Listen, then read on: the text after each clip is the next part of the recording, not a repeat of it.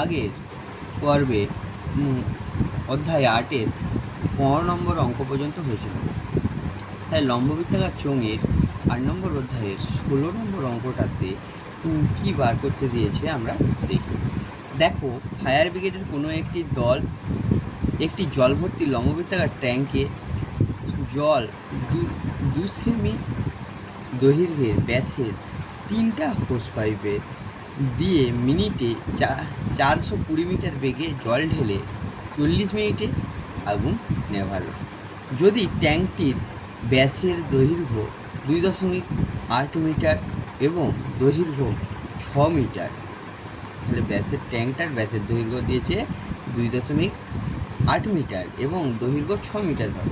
আগুন নেভাতে কত জল খরচ হয়েছিল বার করতে বলেছে, আর ট্যাঙ্কটাতে কত জল রয়েছে। দেখো, তোমরা একটা কোনো ফায়ার ব্রিগেডের দল, তার সাথে একটা ট্যাঙ্ক আছে, লম্ববৃত্তাকার ট্যাঙ্ক আছে, যার ব্যাসার্ধ দিয়ে দিয়েছে আর উচ্চতা দিয়ে দিয়েছে, বা দৈর্ঘ্য বা উচ্চতা দিয়ে দিয়েছে। এতে 3টা হোস পাইপ যোগ করেছে, 3টা হোস পাইপ যোগ করে জল নেভাচ্ছিল, 3টা হোস পাইপ জল দিয়ে যোগ করে জল নেভাচ্ছিল। প্রত্যেকটার ব্যাস ট্যাঙ্কে 2 সেমি দৈর্ঘ্যের ব্যাসের 3টা হোস পাইপ। এই পাইপগুলোর ব্যাস কত ছিল, 2 সেমি করে। আর 1 মিনিটে জলের বেগ, মানে 1 মিনিটে জল বেরাচ্ছিল 420 মিটার। প্রত্যেকটা থেকে 1 মিনিটে জলের বেগ ছিল 420 মিটার। এইভাবে এই 3টা পাইপে যেখানে আগুনটা লেগেছিল, সেই আগুনটা নেভাতে 40 মিনিট সময় লেগেছিল। তাহলে আগুন নেভাতে কত জল খরচা হয়েছিল? তাহলে এইখান থেকে জল নিচ্ছিল এই 3টা পাইপ। 40 মিনিটে এই 3টা পাইপ দিয়ে যে জলটা বেরিয়ে গেছে, সেই জলটাই হবে আগুন নেভাতে খরচ।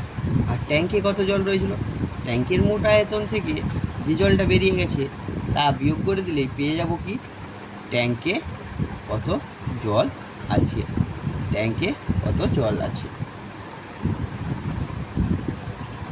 লম্ববৃত্তাকার ট্যাঙ্কের ব্যাসার্ধ তাহলে বার করে নেব। লম্ববৃত্তাকার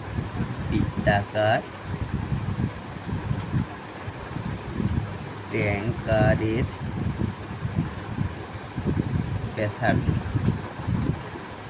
ব্যাসার্ধ কত হচ্ছে, দেখো 2.8 মিটার দিয়েছে ব্যাস, তাকে 2 দিয়ে ভাগ করব, সেটাই হয়ে যাবে ব্যাসার্ধ।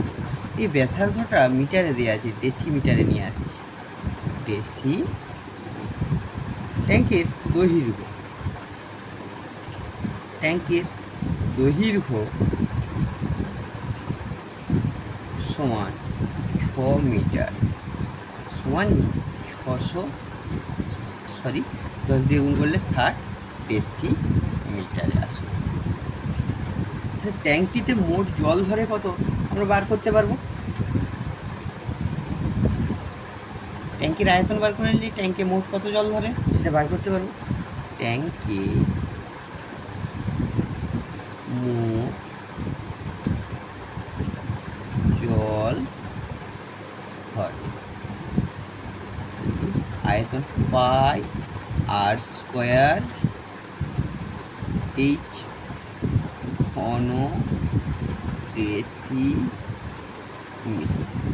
দেখো, পাই মানে কত, 22/7, আর স্কোয়ার মানে 14 গুণিত 14, আর 60 যেমন 7 দিয়ে গাড়লে 2। এবার এই গুণটা একটু করে নেব, 44 গুণিত 14 গুণিত 60 ঘন ডেসিমিটার। এই গুণটা টোটাল গুণটা করলে আসছে 36,960 ঘন সেকেন্ড। 36,960 ঘন ডেসি। আচ্ছা, এখান পর্যন্ত রাখলাম। এবার দেখো, তোমরা প্রত্যেকটা পাইপের ব্যাসার্ধ বার করে নিন। একটা পাইপে 1 মিনিটে কত জল বেরাচ্ছে সেটা বার করার জন্য ব্যাসার্ধ লাগবে। পাইপগুলির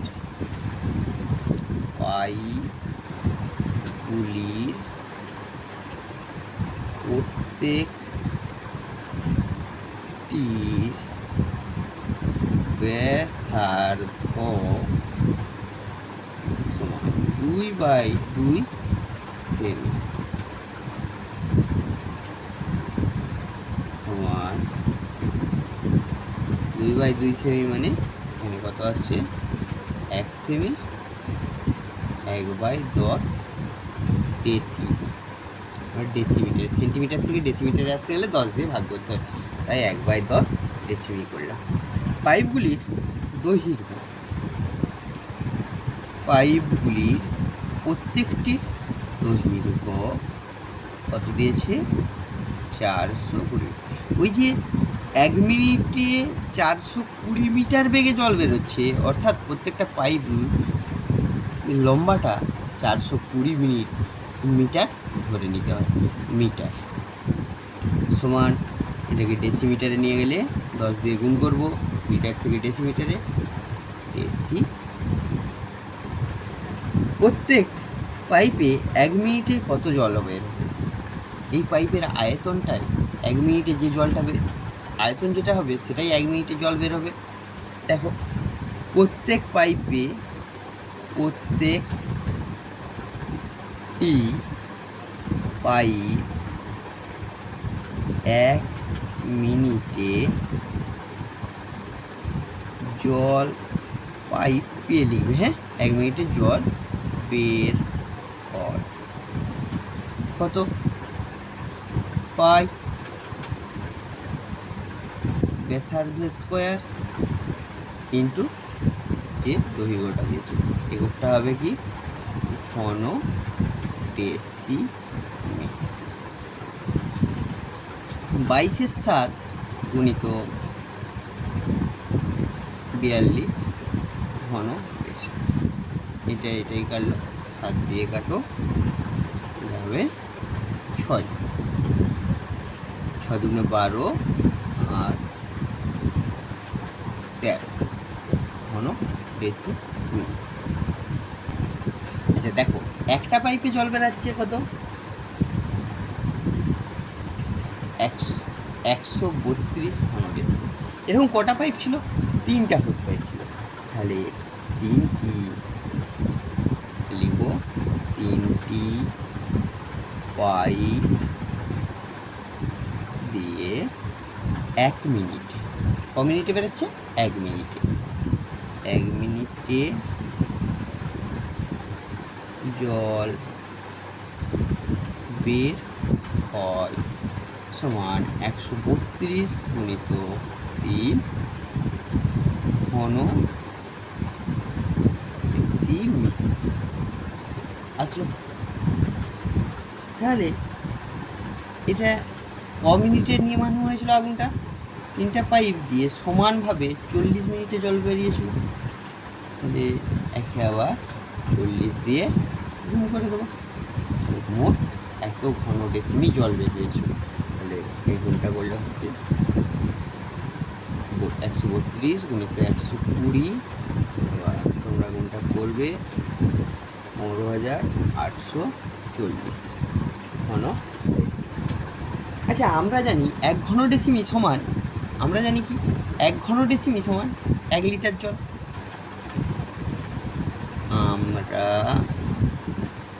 জানি 1 ঘন ডেসিমি সমান 1 ঘন ডেসিমি সমান কত 1 লিটার, আমরা জানি। তাহলে 1 নম্বর যে কোশ্চেনটার উত্তর, আগুন নেভাতে কত জল খরচ হয়েছিল, তাহলে আমরা লিখব অতএব আগুন নেভাতে জল খরচ হয়েছিল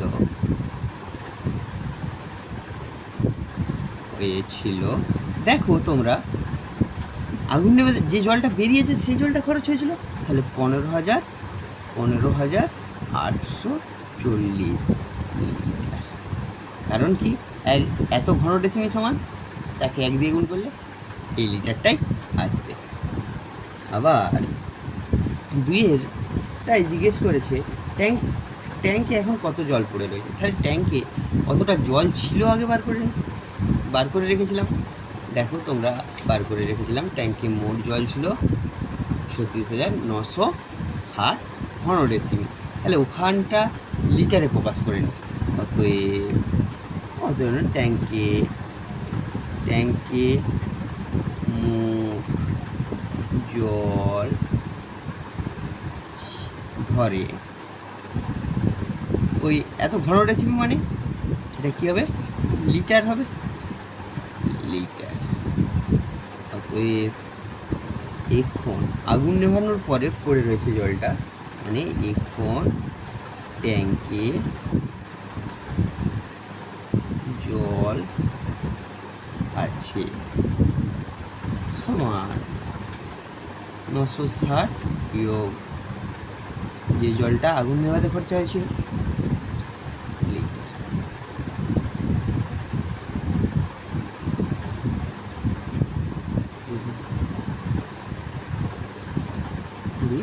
2120 লিটার। দেখো তোমরা 17 নম্বর অঙ্কেতে ই নির্ণয় করতে দিয়েছে। এখানে দেয়া আছে 17.5 সেমি ব্যাসের 4টি লম্ববৃত্তাকার ঢালাই পিলারে চারিপাশে 3.5 সেমি পুরু বালি সিমেন্ট প্লাস্টার করতে হবে। তাহলে 4টা লম্ববৃত্তাকার ঢালাই পিলারের চারপাশে 3.5 সেমি পুরু বালি সিমেন্ট দিয়ে প্লাস্টার করতে হবে, আসলে যেমন প্লাস্টার করা হয়। ওই যে প্রতিটি পিলারে যদি 3 মিটার লম্বা হয় তবে কত ঘনডেসিমি মশলা লাগবে। আর দ্বিতীয় নম্বর কোশ্চেন, প্লাস্টারের মশলা তৈরি করতে যদি 4:1 অনুপাতে বালি ও সিমেন্ট মেশাতে হয় তবে কত ঘনডেসিমি সিমেন্টের প্রয়োজন হবে। খুব সহজ অঙ্ক। দেখো তোমরা এখানে দুটো জিনিস দেখতে হবে। আমি এখানে 3টা পিলার বলেছে, 4টা পিলার বলেছে, আমি একটা পিলারের ছবি আঁকছি, এঁকে দেখাচ্ছি। দেখো একটা পিলার আছে, তাতে মশলা দিয়ে যখন আমরা মশলা দেবো তখন কি তা আরেকটু চৌড়া হয়ে যাবে, অর্থাৎ তার ব্যাসার্ধ বৃদ্ধি হয়ে যাবে। তার ব্যাসার্ধ কী হয়ে যাবে, বৃদ্ধি হয়ে যাবে। অর্থাৎ সে ফাঁপা চোঙ করেছ, ফাঁপা চোঙ, সেই সূত্রটা ব্যবহার করো, ফাঁপা চোঙের আয়তনের সূত্রটা ব্যবহার করো। দেখো প্রত্যেকটি পিলারের ব্যাসার্ধ কত, প্রত্যেক পিলারের ব্যাসার্ধ এখানে ব্যাস দিয়ে দিয়েছে, প্রত্যেক পিলারের ব্যাসার্ধ তাহলে 2 দিয়ে ভাগ করব। প্রত্যেক পিলারের ব্যাসার্ধ কি আমি ধরে নিচ্ছি R1 সমান 17.5/2 সেমি। আচ্ছা আমাদিকে দেখো অঙ্কটাতে প্রত্যেকটা পিলারের ব্যাসার্ধ তাহলে 2 দিয়ে ভাগ করছি, এখানে তাহলে 175/10 দিয়ে গুণ করলাম, এটা সেমিতে আসবে, দশমিকটা তুলে দিলাম। দেখো আমাকে উত্তরে চেয়েছে ডেসিমিতে, তাহলে আমরা ডেসিমিতে নিয়ে চলে আসবো।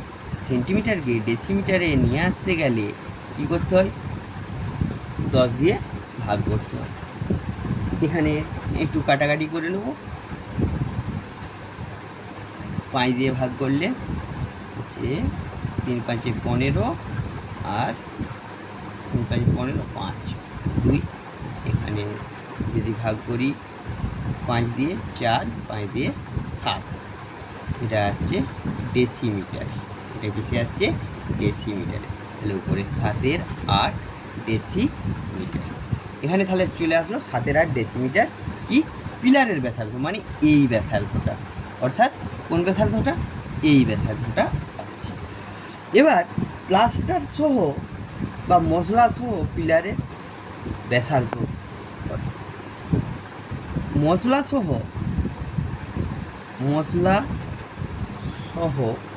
প্লাস্টারের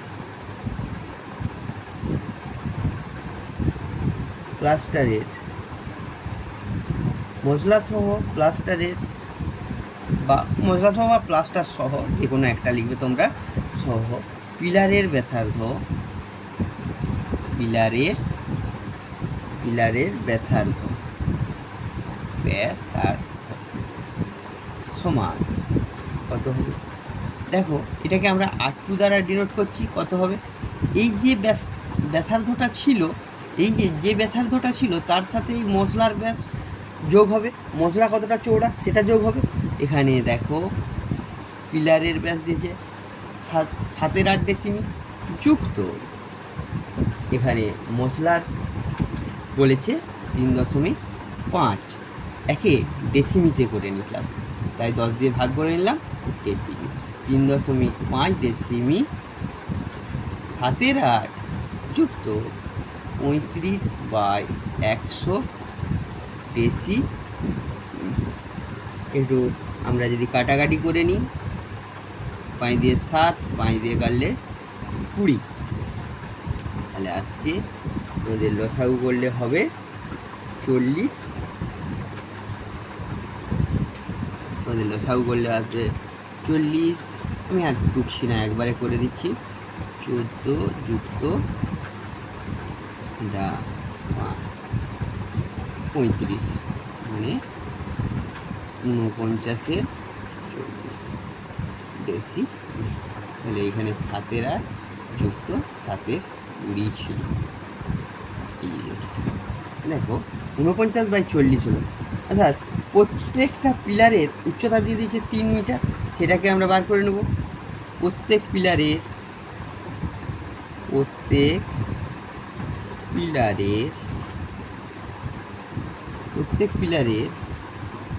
উচ্চতা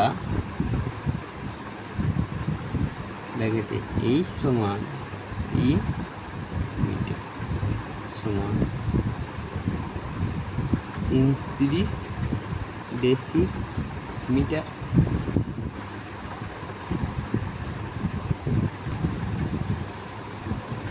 প্রত্যেক পিলার প্লাস্টার করতে মশলা লাগবে। ফাঁপা চোখে সে সূত্রটাই ফেলবো। প্রত্যেকটি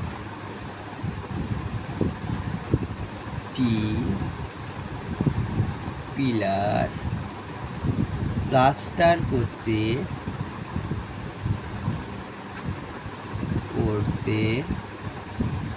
মশলা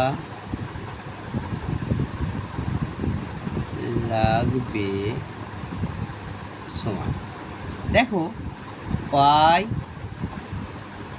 R2 square minus R1 square into H ঘন ডেসিমি। এখানে R1 কী আছে, R2 কী আছে সেগুলো লিখো। পাই মানে 22/7, R1 মানে R2 মানে 49/40 তার হোল স্কোয়ার মাইনাস 7.8 তার হোল স্কোয়ার। H মানে 30 ঘন ডেসিমি। তাহলে আমরা একটু যদি ক্যালকুলেশনটা করে নিই, 22/7 দেখো a স্কোয়ার মাইনাস বি স্কোয়ারের সূত্র ফেলছি বীজগণিতের। একবার কী করবো, প্রথমটার সাথে দ্বিতীয়টা একবার যোগ গুণিত প্রথমটার সাথে থেকে দ্বিতীয়টা একবার বিয়োগ ইন্টু 30 ঘন ডেসিমি আসলো। এখানে যেমন 22/7 আছে রইল, এটাকে গুণিত এটা যোগ করলে কত হচ্ছে 40 আর 49 যুক্ত 35 গুণিত এটা বিয়োগ করলে 40 49 বিয়োগ 35 গুণিত 30। তাহলে যেমন আছে 22/7 গুণিত 84 40 গুণিত 14 40 গুণিত 30 ঘন ডেসিমি। এবার আমরা একটু কাটাকাটি করব। 7 দিয়ে এটাকে কাটলে 2, এই শূন্য কাটা যাবে। 4 দিয়ে কাটলে 2 আর 1। আচ্ছা, এখানে যদি আমরা কাটি 2 দিয়ে 11, 2 দিয়ে 20, 2 দিয়ে কাটলে 10। 11 গুণিত 21 গোটে আছে 11 গুণিত 21 গুণিত 3 বাই 10 তাহলে 6 9 3 গুণ করলাম বাই 10 ঘন ডেসিমিল, এটা হবে 69.3 ঘন ডেসিমিল। তাহলে প্রত্যেকটা পিলারের প্লাস্টার করতে মশলা লাগছে কত? 69.3 ঘন ডেসিমিল। এরকম 3টা পিলার রয়েছে, এরকম 4টা পিলার রয়েছে, সরি 3টা নয় 4টা পিলার রয়েছে। তাহলে এই 4টা পিলারে 4টি পিলার করতে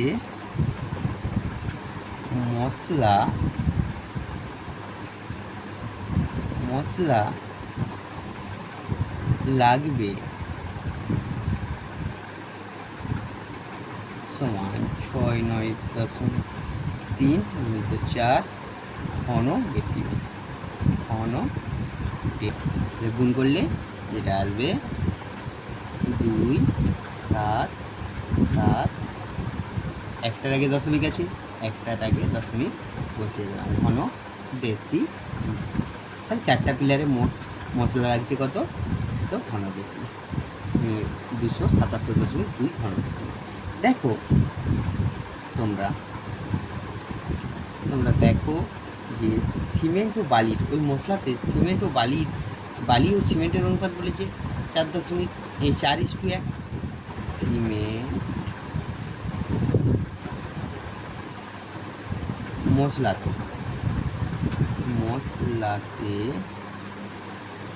মশলাতে বালি ইস্টু সিমেন্ট 4:1 কত আছে? 1 আছে। অতএব সিমেন্টের আনুপাতিক ভার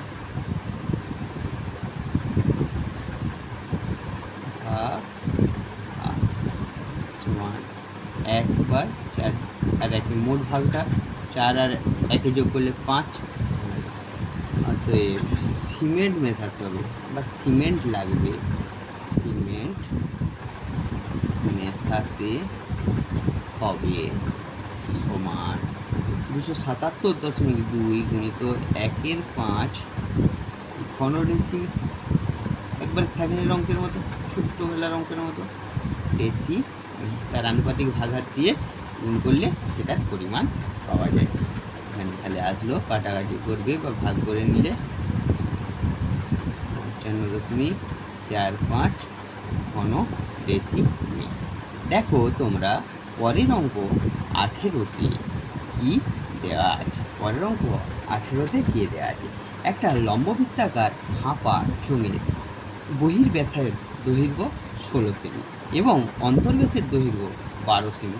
চোঙটির উচ্চতা যদি 36 সেমি এবং চোঙটি গলিয়ে 2 সেমি দৈর্ঘ্যের ব্যাস বিশিষ্ট এবং 6 সেমি দৈর্ঘ্যের কতগুলি নিরেট চোঙ তৈরি করা যাবে? তাহলে একটা ফাঁপা চোঙ আছে, একটা ফাঁপা চোঙ আছে,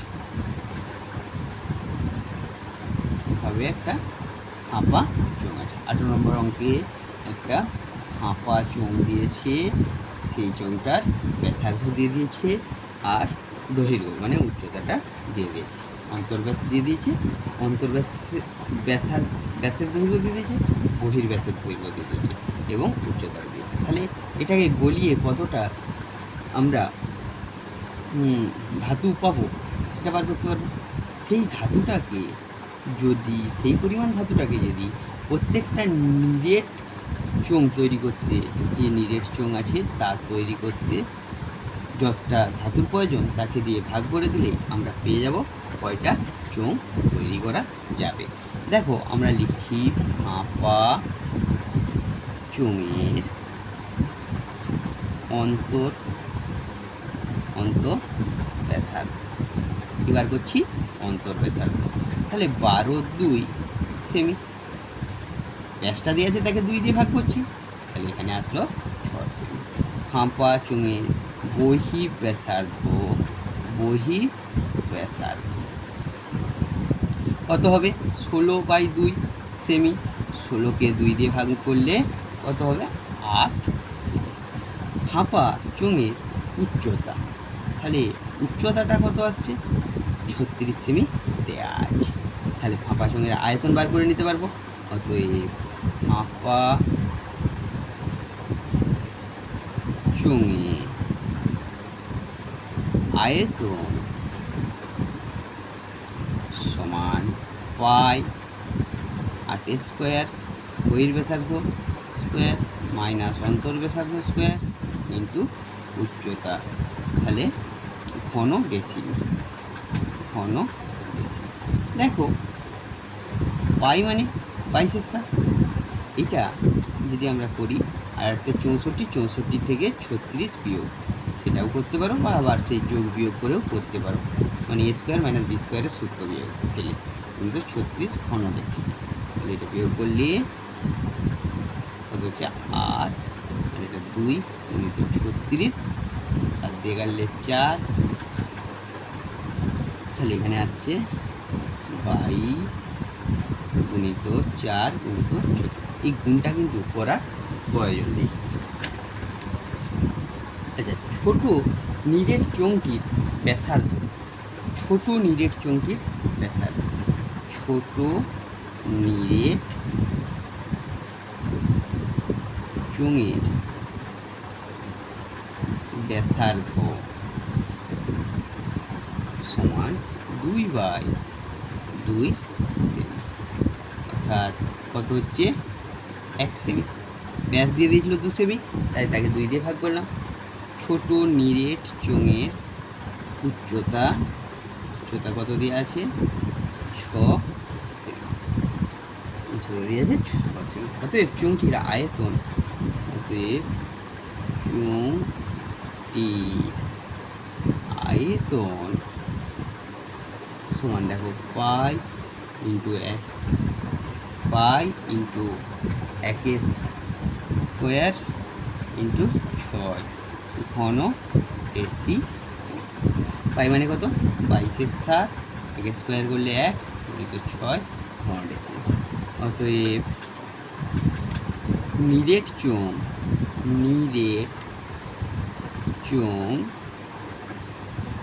তৈরি করা যাবে সমান কত আছে? 22 গুণিত 4 গুণিত 36 ফাঁপা চোঙের আয়তন, বড় চোঙটার আয়তন, বাই 22/7 গুণিত 6 টি, মানে 6 দিয়ে কাটলে 6, 22 কেটে যাবে, তাহলে হচ্ছে 7 গুণিত 4, দেখো এটা উল্টে যাবে, 7টা উপরে উঠে গেল, 6 24 গুণিত এত সমান কত হবে? 168 টি, 168। দেখো এই চ্যাপ্টারের সমস্ত বড় অঙ্কগুলো সমাধান করে দেওয়া হলো। এই চ্যাপ্টারের সমস্ত বড় অঙ্কগুলো সমাধান করে দেওয়া হলো। পরের পর্বে এর অতি সংক্ষিপ্ত অঙ্কগুলি করে দেওয়া হয়েছে। Please subscribe my YouTube channel গণিত পাঠশালা, এবং তোমরা নিজেরাও দেখো, বন্ধুদের শেয়ার করো, বন্ধুদের দেখো, একসাথে বসে সকলে আমরা অঙ্ক শিখি ও শিখাই।